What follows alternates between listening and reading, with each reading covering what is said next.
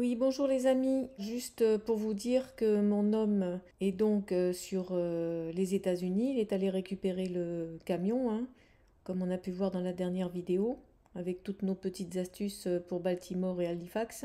Donc on va essayer de continuer à faire des vidéos.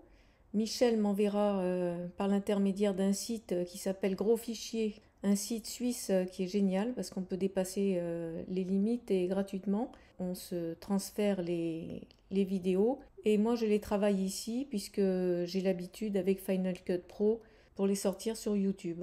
Voilà, pour ma part, en fait, j'ai encore 3 mois d'antibiotiques, donc je suis un peu coincée. Michel, normalement, va mettre son véhicule en storage à Québec.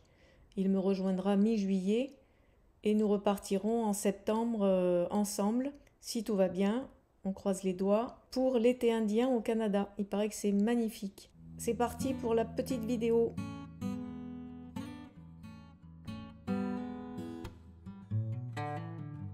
Les Amish suivent au pied de la lettre le Nouveau Testament. Ils refusent le baptême des enfants car ils croient que l'appartenance à la communauté doit résulter d'un choix réfléchi à l'âge adulte. Et ils cultivent un refus de modernité pour des raisons écologiques et pacifistes. Ils refusent par exemple de conduire des voitures car elles peuvent provoquer la mort dans un accident. Ils constituent une communauté religieuse chrétienne anabaptiste. Anna, de nouveau. Ils n'ont pas d'église, seulement un church wagon qui déménage les bancs dans une maison privée où sera célébré l'office religieux qui dure 4 heures. Voilà un habitat amish. Ils ont compris l'intérêt de vivre aussi du tourisme. Tout en refusant la modernité, on n'en refusera pas l'argent. Donc voilà les motifs de tissu qu'ils commercialisent. Très joli.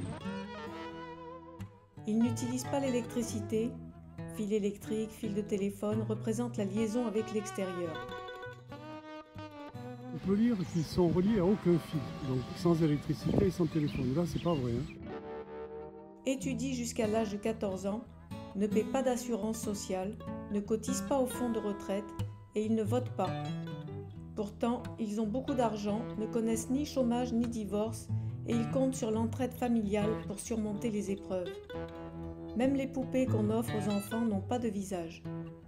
L'homme de la communauté cesse de se couper la barbe le jour de son mariage. Les familles ont en général de 6 à 8 enfants et certaines en ont jusqu'à 12. Ils cultivent les champs avec des chevaux. Là, on va voir un travail remarquable. Les Amish ont recours à un système d'entraide et de solidarité qui fait en sorte que les aînés sont pris en charge par la famille et qu'en cas de maladie, d'incendie ou de quelconque tragédie, voulue par la main de Dieu, ils peuvent compter sur l'aide de leurs proches. Regardez ça. Oh là là, le travail de chevaux.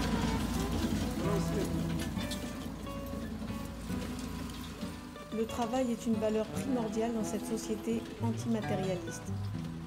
Les hommes vaquent aux travaux de la ferme alors que les femmes s'occupent de la maisonnée. Repas, lavage, jardinage, couture, soins des enfants.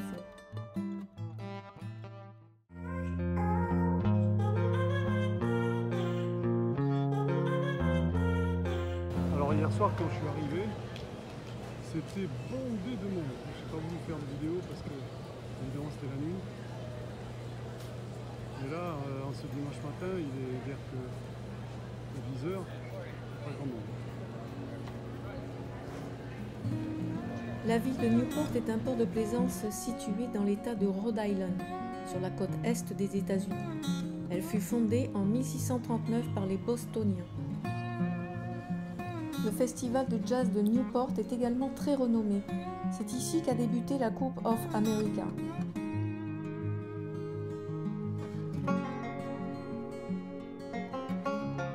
Newport abrite la plus vieille synagogue des États-Unis et la seule datant d'avant l'indépendance. La synagogue Touro, inaugurée en 1763, est toujours en activité.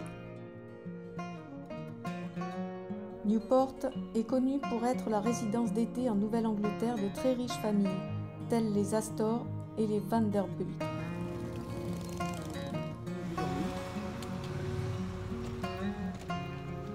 Face à la mer.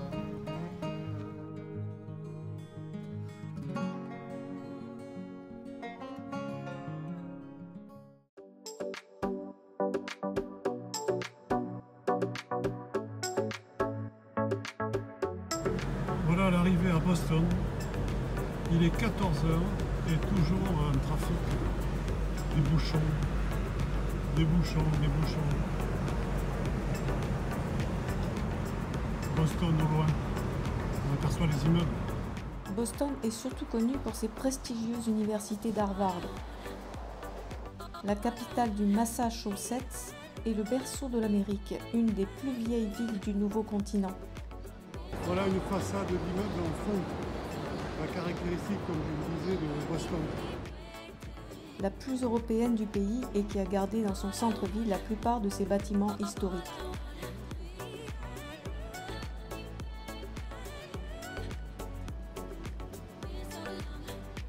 Un bel exemple de partie de façade en fond. Ici, sur cet immeuble, ça sera des balcons.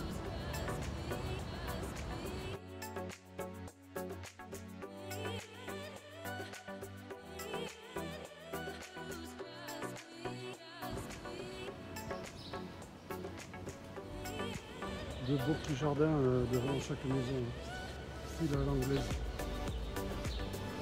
Ce magnifique parc, c'est le Common Boston, en plein cœur de ville. Quincy Market.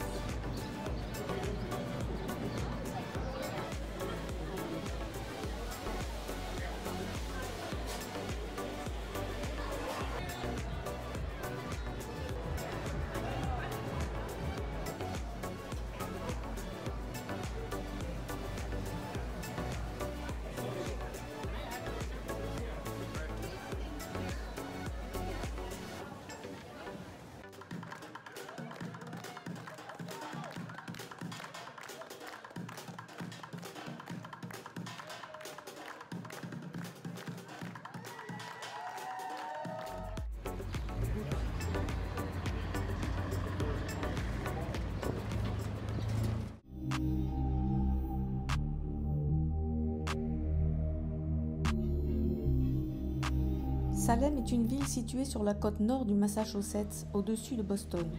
Elle est célèbre pour le procès des sorcières en 1692 qui entraîna l'exécution de plusieurs habitants accusés de pratiquer la sorcellerie.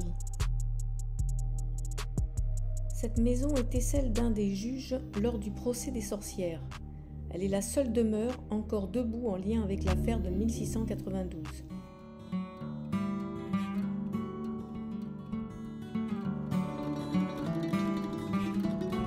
Le beau temps, hein.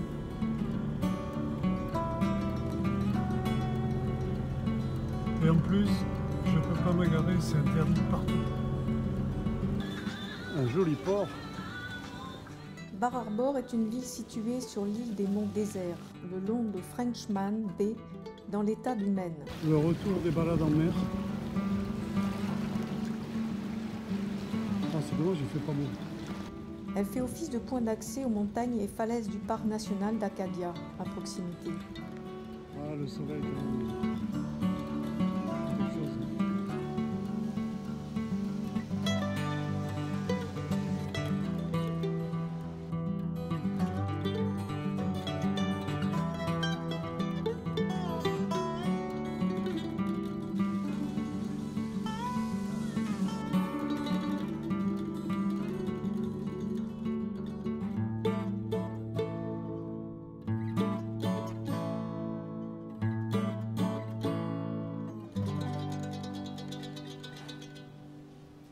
Ils sont là, hein. On va passer à la question.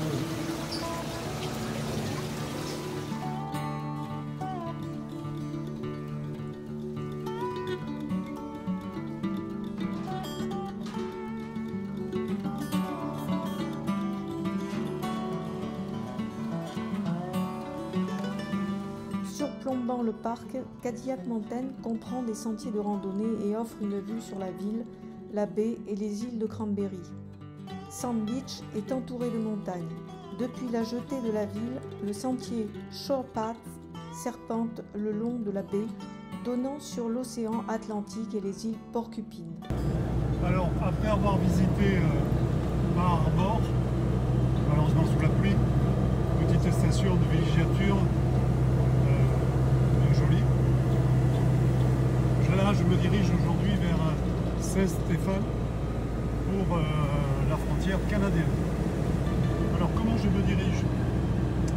J'en ai pas parlé, mais j'utilise Maps.me ou éventuellement Google Maps. Il suffit que je télécharge les cartes du pays avant et ensuite sans internet j'ai mon guidage. Le Maine est un état très boisé. J'arrive à Calais, à la frontière canadienne.